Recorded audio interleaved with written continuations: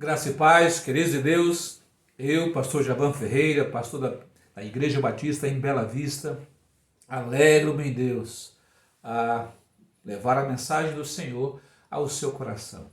Mensagem que é palavra de Deus, e se a palavra de Deus é viva, é eficaz, é poder de Deus sobre a sua vida. Receba de coração aberto, de bom grado, e o Espírito Santo vai lhe dar iluminação, entendimento e a fé para que você ponha em prática a verdade do Senhor.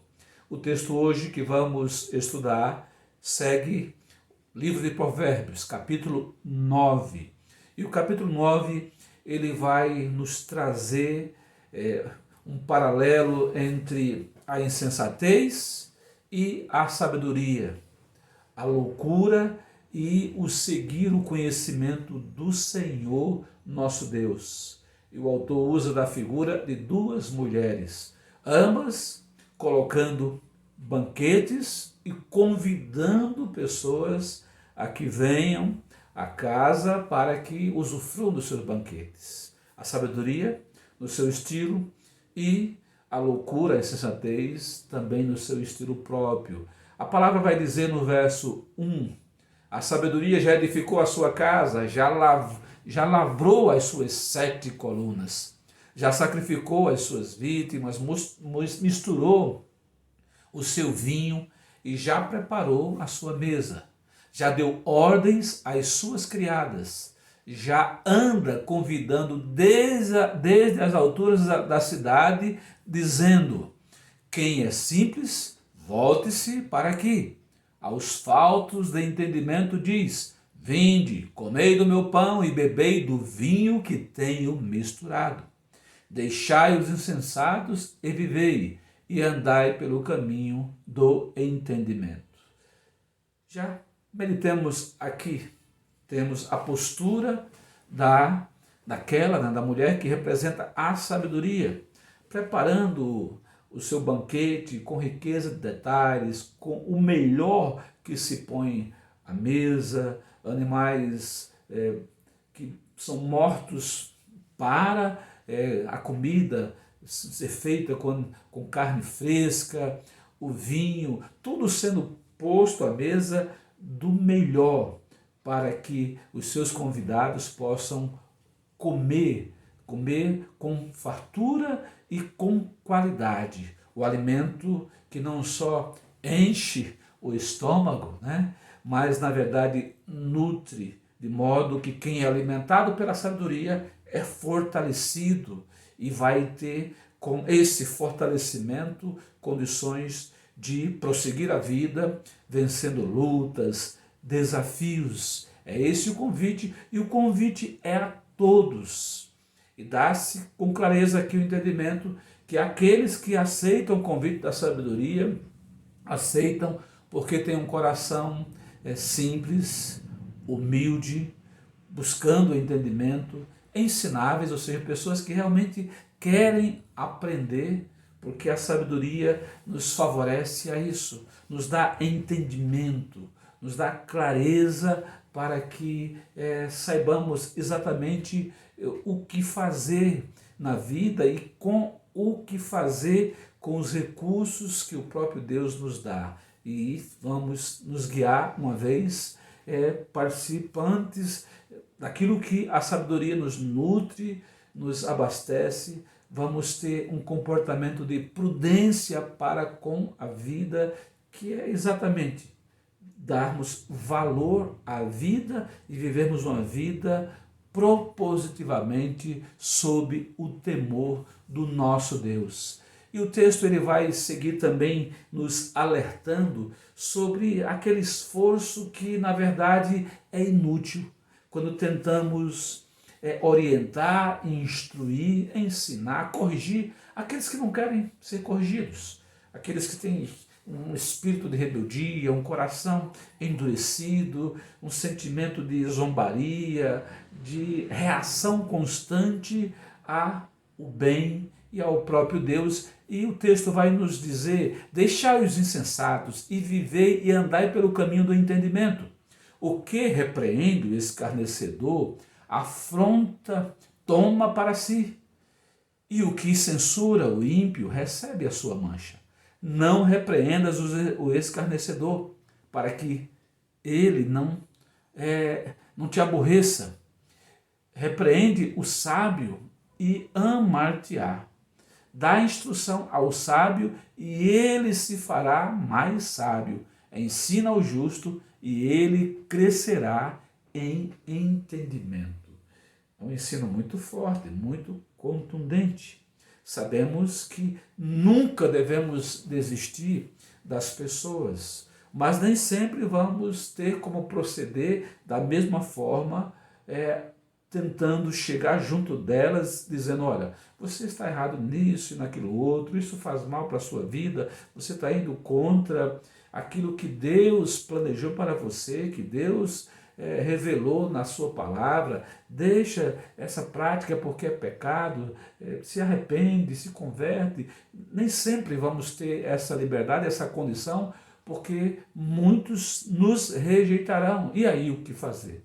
É não insistirmos mais, mas devemos insistir no nosso coração, em oração para com Deus, entregando essas pessoas a Deus. Mas a Bíblia orienta que a gente não deve se desgastar, como que agindo, querendo convencer, até como que pela força aquela pessoa, porque ela está no mau caminho. Por vezes nos fazendo mal diretamente, ou no mínimo fazendo mal para elas próprias. Mas a palavra diz, não insista com essa pessoa, porque ela te tomará como inimigo. Já aquele que é sábio, aquele que está debaixo do temor do Senhor, com o coração humilde, quando você vai com o propósito de fazer uma crítica construtiva a essa pessoa, de mostrar de repente um comportamento negativo que ela está tendo e por vezes até sem perceber, ela receberá bem. Pode até como uma reação humana, né, comum a todos nós, porque ninguém gosta de ser corrigido, ter um sentimento, primeiro até que dá um passo ou dois atrás, mas ela no temor do Senhor será tocada, o Espírito Santo agirá sobre ela para que ela pare e pense, olha, eu acho que fulano foi usado por Deus, né? Ou ciclana foi usada por Deus para me abençoar, eu não estava percebendo isso, ou já há muito deveria mudar de comportamento, e aquela pessoa recebe isso como palavra de Deus para a sua vida, e haverá de mudar, de se transformar pelo poder de Deus, pela sabedoria de Deus, a guiar a sua vida, não nos tendo aqueles que foram usados por Deus para demonstrá-las, corrigi-las, instruí-las como inimigos, mas como amigos, como anjos, ou seja, mensageiros de Deus, a instruí-las no caminho da vida, vida aprovada e sustentada por Deus. O texto vai continuar nessa direção dizendo: o temor do Senhor é o princípio da sabedoria, e a ciência do santo, o conhecimento do santo, a prudência, porque por mim se multiplicam os teus dias, e anos de vida se te acrescentarão. Se fores sábios, para ti sábio serás, e se fores escarnecedor, tu só o suportarás. O texto deixa claro as consequências do viver sob, ou seja, debaixo da sabedoria, e do viver preferindo o caminho da loucura, da insensatez. Não tem jeito. Se você plantar limão, não colherá melão. Aquele que semeia na injustiça, no pecado, na desobediência, na rebeldia, colherá os frutos próprios do pecado, da injustiça, da rebeldia. Aqueles que semeiam na justiça, na verdade, na pureza de coração, na humildade, na fé, na confiança em Deus, movidos pelo Espírito Santo de Deus, colherão os frutos da bênção do Senhor sobre a sua vida. E a palavra é bendita quando diz: o temor do Senhor é o princípio da sabedoria, porque a sabedoria nos faz andar segundo a vontade de Deus, sempre querendo pelo Senhor sermos orientados. E o texto vai seguir dizendo: a mulher louca e avassaradora é nécia e não sabe coisa alguma, e assenta-se a porta da sua casa ou numa cadeira, nas alturas da cidade, para chamar os que passam e seguem direito o seu caminho. Quem é simples, volte-se para aqui. E aos faltos de entendimento diz: as águas roubadas são doces, e o pão comido às ocultas é suave. Mas não sabem que ali estão os mortos, que os seus convidados estão nas profundezas do inferno.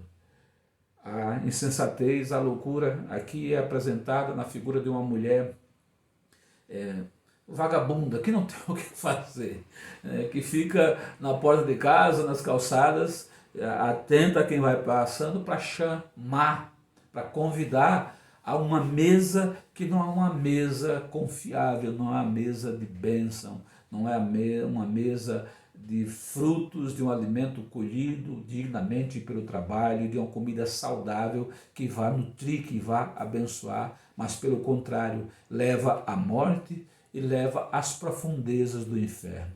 Podemos fazer um paralelo das duas mulheres, até trazendo para hoje na aplicação a figura da sabedoria que encontramos na comunhão com Deus no contexto da sua igreja, que é constituída pelo Espírito Santo, pela conversão de todos os salvos, todos remidos em Cristo, que andam segundo a palavra de Deus, segundo os evangelhos de Jesus Cristo e a doutrina dos apóstolos, numa vida consagrada, numa vida piedosa, guiada sempre pela mão do Senhor. E bem-aventurado é aquele, é aquela que aceita o convite do Senhor Jesus Cristo, que diz: eis que estou à porta e bato, se alguém ouvir a minha voz e abrir a porta, entrarei em sua casa. É interessante que Jesus se dispõe a entrar na casa daquele que ouve a sua voz, e a sabedoria chama para que